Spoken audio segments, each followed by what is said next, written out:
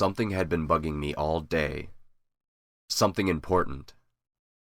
Something that I should remember, but I couldn't. The more I tried to remember it, the more it eluded me.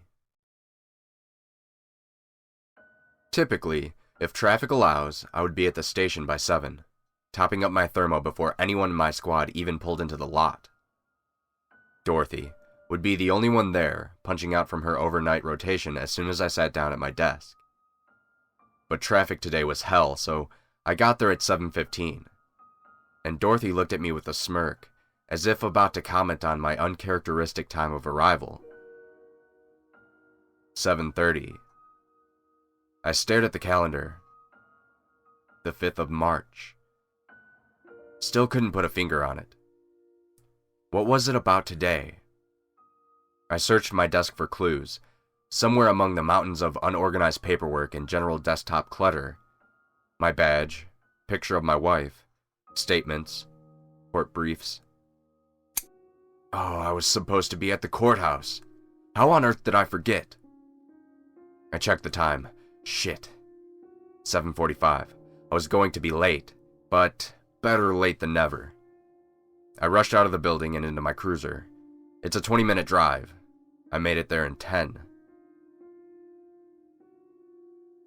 10:15. Coffee was cold. I took a gulp anyway. Lucky guy was off the hook. Entrapment. What a fucking joke. His buddies aren't going to be as lucky, I assured myself. I walked to my cruiser and noticed cars on the road decelerating as they passed by. They always do. Except for that one guy in the black Camaro. He was going at least 15 over. Somebody else will get him. I reached into my jacket for a piece of Nicorette. Nothing there. I left them on the kitchen counter again. That'd be the second time this week. Rally smokes. I'll get one off of him. 2 p.m. Rally was still on patrol. I was tempted to radio him just to get me a cigarette. The craving made me agitated as hell. At 2:45, I was summoned to the captain's office about a death threat. A death threat made out to me. Apparently, not taking a bribe from the cartel was a death penalty.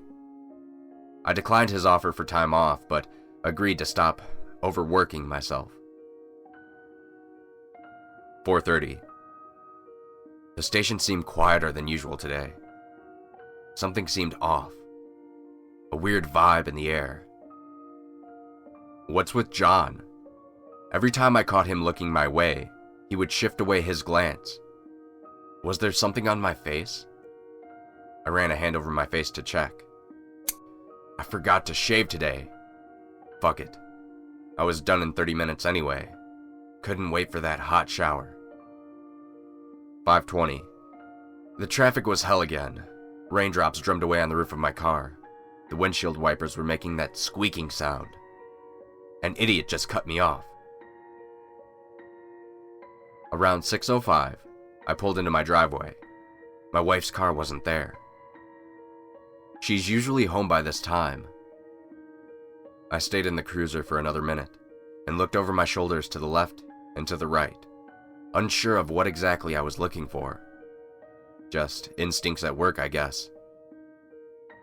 I stepped out of the car and walked to the curb. I saw a black car parked on the side of the road about half a block down.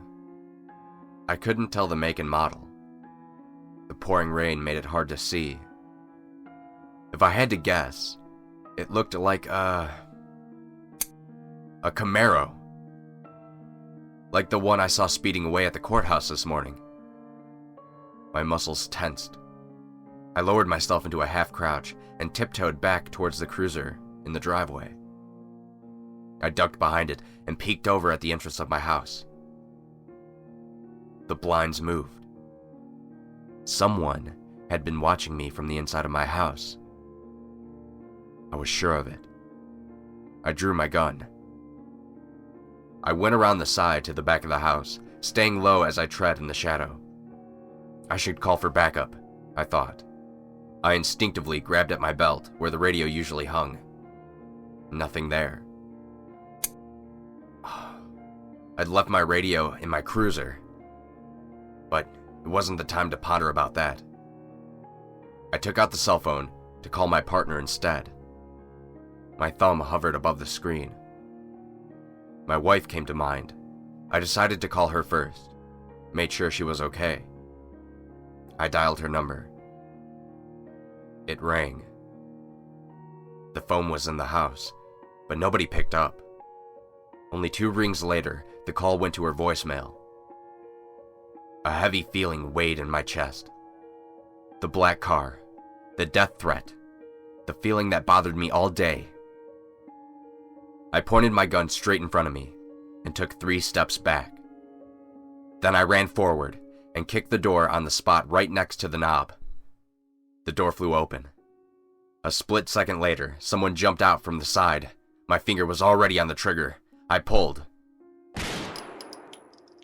6:15. The lights came on. Dorothy screamed. Rowley slowly rose from behind the counter. The others came out of hiding. Their mouths were open, but no one said a thing. My wife was lying in a pool of blood in front of me. It was my birthday today.